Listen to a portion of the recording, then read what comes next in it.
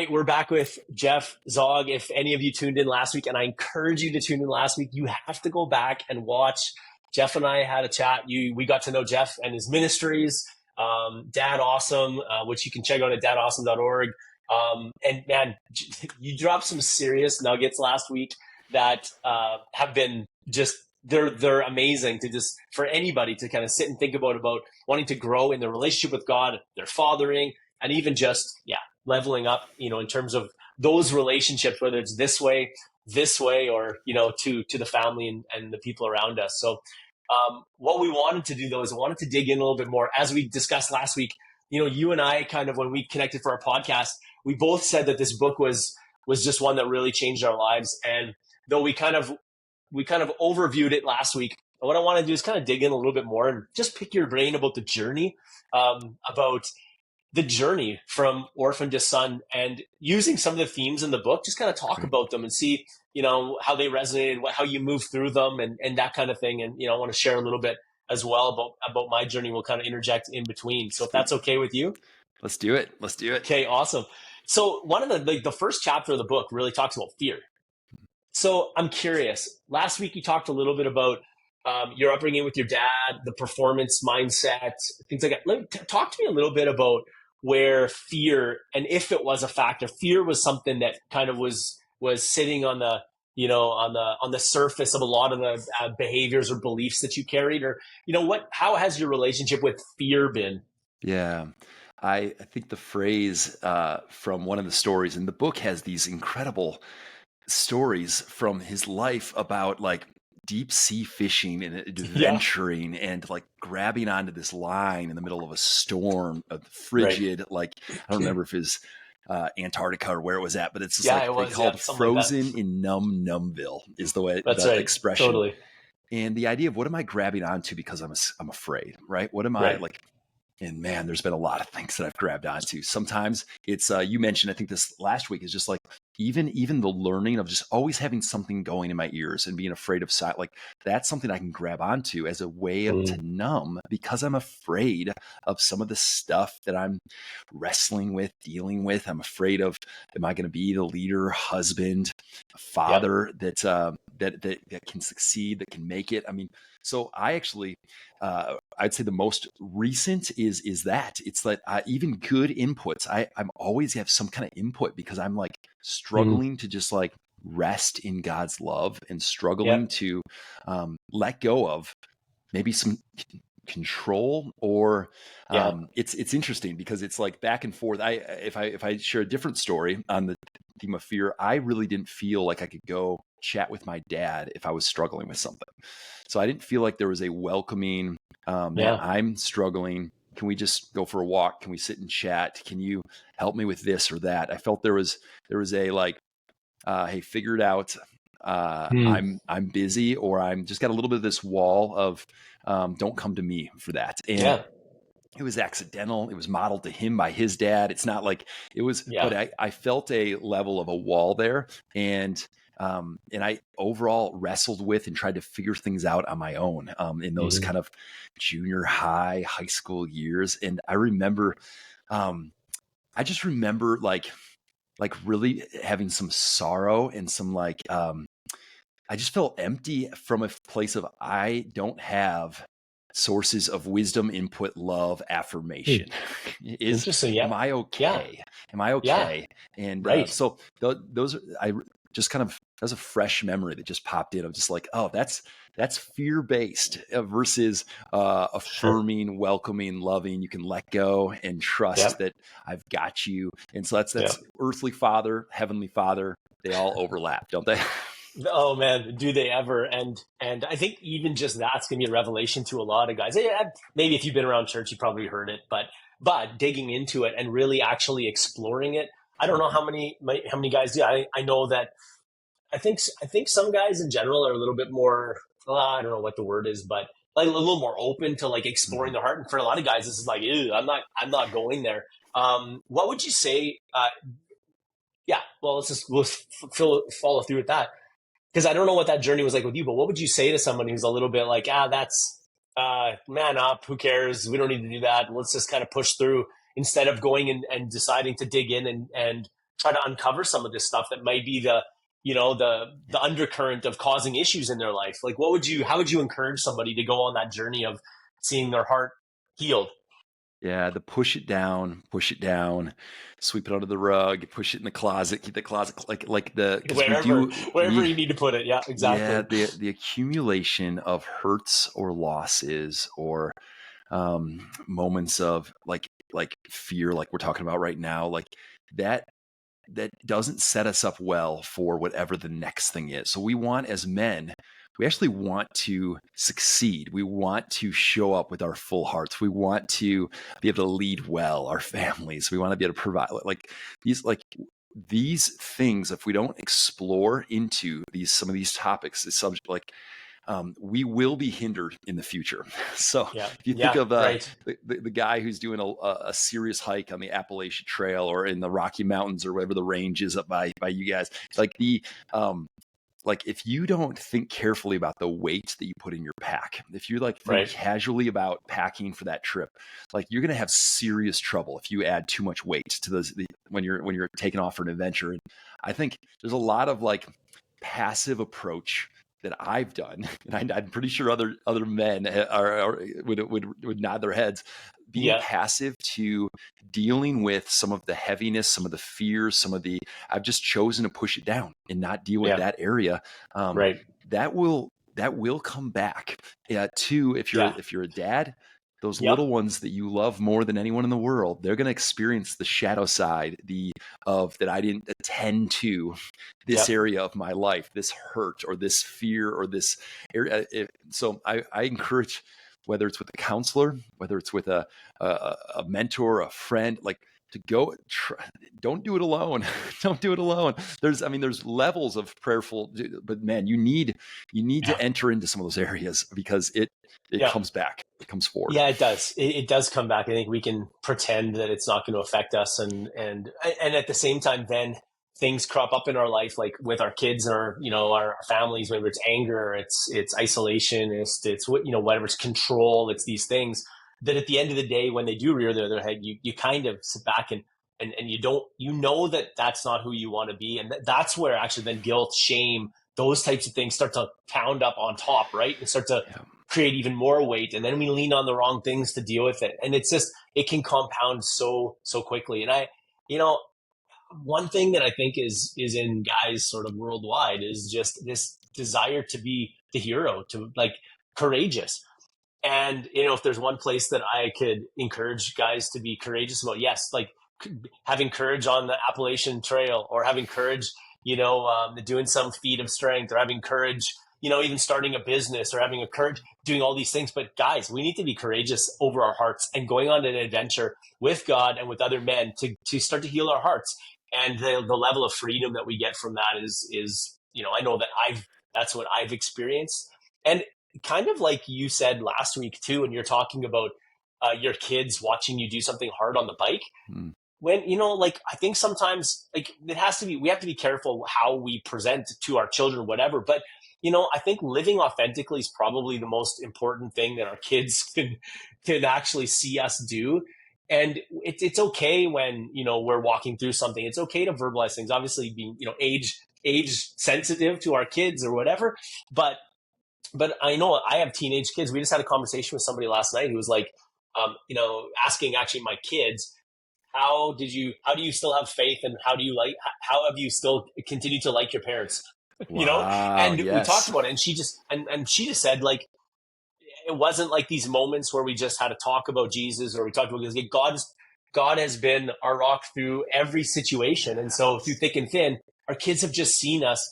God's not just some concept. He is our lifeblood. We grab his hand every day and we walk, and seeing that authentic journey, I think, has really helped them. So I think Beautiful. that's a super encouraging thing, for guys, that we need to dig in and be courageous over our heart. So, yeah. And sorry, you have something else to dovetail Well, off that? maybe it's helpful, maybe not. But the one of the Batman movies, when he broke his back and he's Okay. re-healing, training, climbing out of a cave. I don't remember which one it was, but Yeah. there's there is a healing that precedes the ability to be a hero, right? Like there's a For sure. healing that I mean, he had to heal and get stronger to just even be able to climb out, I think. And I might be mixing up two movies, so who knows? But the Yep. healing first, so that we can be and bring strength to those we love. Yep. I just think, man, it's messy, it's painful. I can picture myself sitting in the waiting room at my counselor, and it's like, that's not fun, No. especially the waiting room. And then there's moments in the Yeah. sessions as well. It's like, this is, Right. I'm paying this money to feel so, like, I don't feel comfortable in this place, but I know the work is Totally. necessary. Yeah. And I mean, that also goes forward, even pressing into some of the book we're talking about today, or Jamie Winship you brought up last week, and identity stuff, and like pressing in versus numbing out, and Yes. healing those fears. We have two choices with fear: press in. In fact, there's oh my goodness, I can't believe I'm blanking on the name of the book right now. It's a book on grief by Jerry Stitzer. And it's Okay. about, you have the visual is you can either chase, when you go through grief, you can either try to chase the light as the sun is setting in your life. You can try to Mm-hmm. just get to where you feel a little bit better, or you can press into the darkness and the sun Mm. will rise.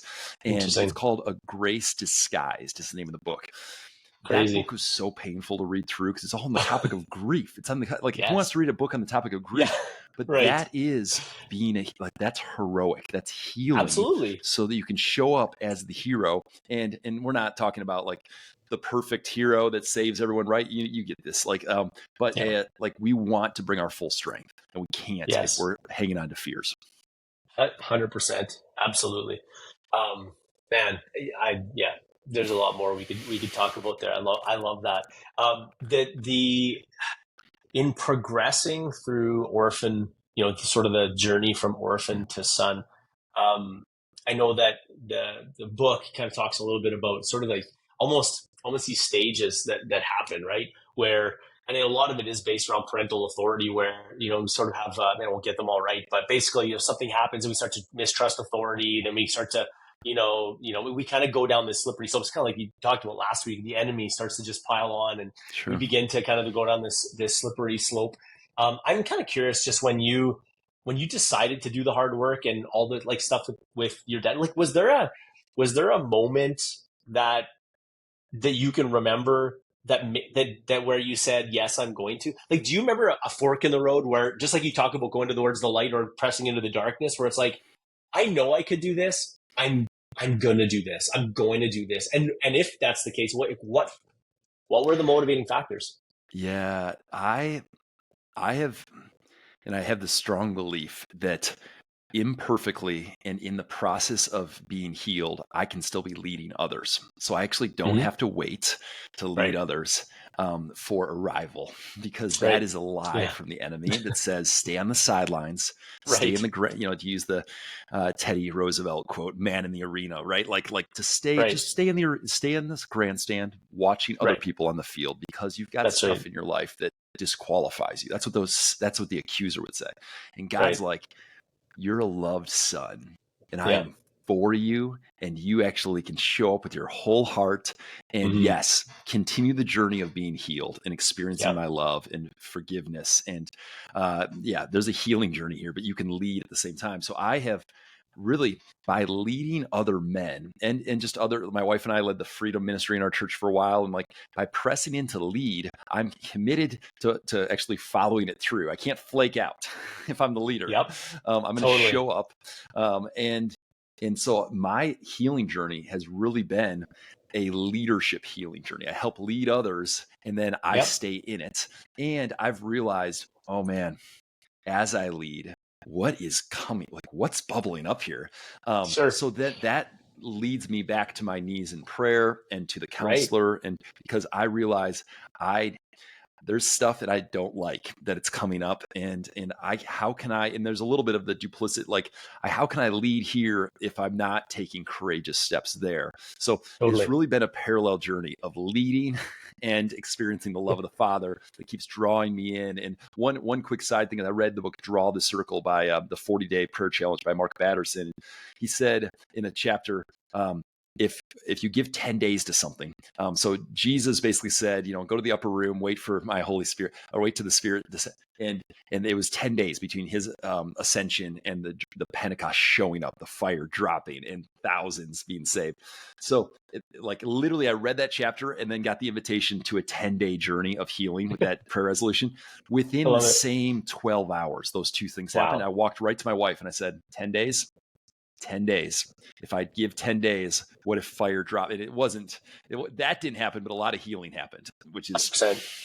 I love the thought that you get in the game, get in the arena, and as you do, address the stuff that comes up. Like just to start to get after it, right? I think that's amazing. The book talks as well about sort of like, okay, so you're on this journey, but there's an inheritance that comes as a son. I'm kind of curious. You're a businessman, you're a pastor, well, you're still a pastor, but you're a leader of a ministry, and you shared last week about this milestone of support for the fatherless. What I'm curious about is Jack Frost talks a lot about his journey. Like you have to, guys, I'm just telling you, you have to read this book.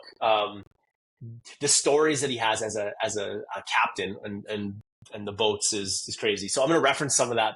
Hopefully it'll just be a teaser. You can go get the book. But he talked about becoming a son. He was actually stewarding underneath another captain. He talks about it just being, he did so well, whatever. But then the captain, things didn't happen as fast as he wanted. And his orphan heart just kind of like, that was it. There was a big split. There's a big thing happened. And he ended up losing out on sort of this inheritance as a son. But what he talked about is just the suffering as a son and doing it kind of the right way, right? Letting God root things out, going through dry seasons, suffering as a son. And that's how we grow into that sonship. And he talked about after, making himself accountable to people, wanting to, obviously being humble enough to allow people to speak into his life, growing, all of those pieces of the puzzle. He came to a place where ultimately, from a place of struggle and suffering, he had a flourishing ministry. I know he actually passed away of cancer, and it wasn't too long after he even started his ministry.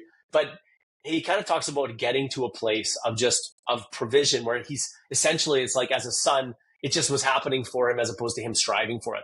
Do you have like anything you can share on your journey to guys who feel like the striving, feeling like they're trying to make stuff happen? Maybe it's not happening. I know a lot of that's been my experience in terms of just, I feel like I'm relatively competent at things, but it's easy to get things to your own strength and want things to happen before God's time. So I'm just kind of curious if you can kind of speak to that and the journey that you've been on for that. One of our core 3 kind of values, vision for our girls is to be a learner. And my goodness, I need that. And I'm like being challenged with that all the time. So on this topic, slow is pro. I heard that from another mentor, and I've grabbed onto that phrase. Slow is pro. When we launch things, there's definite learnings. So when you go after an adventure with God, you go after an adventure as a family. We did a little 3-4 day vacation last week. Like, man, there's all kinds of stress, and it didn't actually go that. There's a lightning storm, and my wife had an infection in her foot, and my goodness, right? All but things. Like slow. When I say slow is pro, is like we shouldn't expect like rapid. Everything's going to go perfect. Instead, we should expect we get to learn things. We get to learn and grow, and those are treasures. Every time we learn and grow, those are treasures that we get to hang on to. And so actually you don't learn as much when things take off. Rapid success. In fact, success overwhelms a success loop. We miss out on tons of learnings because there's just so much growth success. So to use a hockey stick metaphor because of our hockey connection, I have said so many times, the blade of the hockey stick, there's been no takeoff of Dad Awesome. 345 really weeks. long blade. 345 weeks of releasing a podcast every single Thursday morning. And it's kind of hovered for years at about the same downloads every single month. And it's a long blade. It hasn't, the shaft of the stick is not like, there's no hockey stick growth curve that would be written up in Fast, what's Fast Company? Is it the magazine that used to be like, sure. They're not going to write up an article on, but slow is pro. Foundation work. Jesus apprenticed for his father for like 14, 15 years, right? Yeah. And Yeah. he could have jumped right into ministry for God, his heavenly Father, but Yep. he apprenticed for his father for this window. Love And that. so to look at it with eyes of learning, what can I learn? How Yeah. can I honor? How can I move slow? And even with it was years, 3.5 years of on the side, Dad Awesome, while I was stewarding a role in a local church. And Yeah. then all of a sudden the opportunity, I had to kind of like either shut it down or take the Right. step. And Yeah. my word, ups and downs in the 4 years of being full time, ups and Yeah. Oh, downs, I can only and imagine. lots of prayer and Yeah. God. We're God pretty help me. sure you want us to keep doing this, but Yeah. we're You're not gonna have to fully prove it. sure. Yeah, that's So, right. but at least we're Totally. learning. At least we're learning a lot. Absolutely. So that's I all love it. nuggets for the future. I love that. Like the term that came to mind, the saying is the perspective of when we're walking through seasons that something's not happening to me, it's happening for me, right? Like whatever I'm walking through, this is going to be to my benefit, even if it's hard. And I'm the perfect example of someone who's like, this should, why can't this be a little easier? But it is in the failure and it is in the struggle that we learn. So I love that. I love that Hmm. thought. Maybe we'll kind of wrap it up, I guess, kind of bring it to a close here Hmm. with, with this thought. But I love that there's a story in the boat. A story in the book about, um, I think it was a friend of Jack's who had a boat that they refinished. And it was this beautiful boat, and they did all this refinishing work, and I'm sure they spent a pretty penny on it, and they it ended up taking out and I guess it was an older like sort of wooden boat. I can only just imagine what this thing looked like. It would have been amazing. But they took out the 100 horsepower motor and put in a 300 horsepower motor in it. And the day that they took it to the dock, they took it out for a spin, and I think he let his son drive, and they would have been real proud. Everybody was standing on the dock watching, and then as they brought it into the dock a little bit hot, the son threw it into reverse, and the whole back end of the boat just blew off with this powerful motor because they realized there was dry rot inside the boat. And so there's a kind of a funny saying in the boat. I should have written it down. I can't remember exactly what he said, but yeah, I think if I we can get don't, close. I think I can okay, get close to it. So go. yeah, basically, if the oh my goodness, it was right there, and then I lost it. But basically, if the power is turned up, and there's dry rot, there's the unseen that's rotten, Yeah. you're in danger of blowing your rear end off. That's right. Exactly. And so, yeah, I love the visual, right? It's like, we all want the power. We all want the success. We all want all of the things. Mm-hmm. We want to be, we want to have significance. We want to have impact. There's nothing wrong with those things, right? There's nothing wrong inherently with impacting lives or any of that stuff. But if we strive for them, then it's going to take us into a ditch. And if we're not ready for them, then that's really the lesson of the analogy, right? Is that if we're not ready for what God actually does turn up the power, it's just going to end up ruining, our lives. So maybe to bring it to a close, we've already talked kind of a lot about this. Well, if you were going to give a guy just a couple keys, they're saying, okay, I want to start on this journey right now. I want to overcome my orphan thinking. I want to start healing my heart. Like, what would you just say are a couple things that guys should kind of do or look to institute into their life to get on this journey?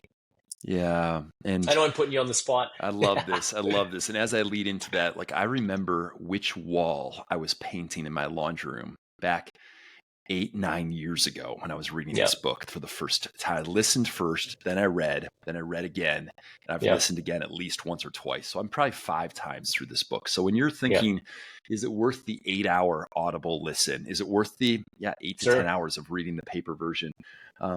Just know, like from the two of us right now, like this has been a journey of transformation that will be a gift paid forward to my kids and grandkids because I'm on this journey imperfectly. But yeah, my encouragement, kind of closing thoughts on this topic is all of the work that we do, pays itself back like the best investment. So if you're an investment banker, if you understand compounding interest, you want to put the money in a spot where it has the biggest compounding interest, and you want to leave it alone. Right. Okay. So just like using the planting metaphor, you don't plant seed and then poke around and try to like see it. Like it's going to be unseen for a little while or a while. And this is unseen work. Like we talked about the boat with dry rot, like it's the unseen stuff. Yeah. That has a compounded massive impact when we do the inner work, our heart. We experience sonship. It changes. There's 20 areas in this book. And I might even get to dig up so you can include in your show notes the PDF of the 20 areas. And if you live like a son versus live like an orphan, like a slave, and it's crazy the way we show up. I've been even when I interact with a couple of meetings, like I used to kind of come to those meetings, what can I get from that person that I meet with? And like trying to use this like, oh, what can I give? How can I just like help that person like feel and know that they're loved, and then encourage them and keep them going, cheer for them to the mission. And like when I end those phone calls, I'm way more refreshed when I help refresh somebody else.